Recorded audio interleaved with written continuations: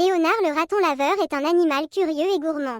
Il adore le miel et il rêve de pouvoir en produire lui-même pour le partager avec tous ses amis. Un jour, il décide de se lancer dans l'aventure et il part à la recherche d'une ruche abandonnée.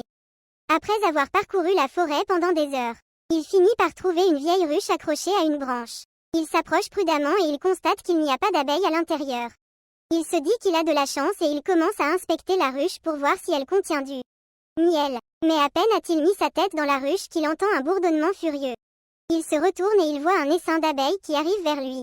Il réalise qu'il a fait une erreur et qu'il a dérangé les propriétaires de la ruche. Il n'a pas le temps de réfléchir et il se met à courir pour échapper aux abeilles en colère. Léonard le raton laveur court aussi vite qu'il peut. Mais les abeilles sont plus rapides que lui. Elles le rattrapent et elles commencent à le piquer partout. Il hurle de douleur et il implore les abeilles de le laisser tranquille.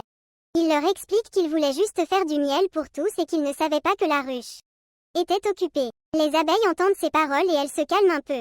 Elles comprennent qu'il n'avait pas de mauvaises intentions et qu'il était juste naïf.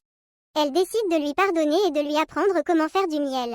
Elles lui expliquent qu'il faut d'abord récolter le pollen des fleurs, puis le transformer en nectar, puis le stocker dans les alvéoles de la ruche.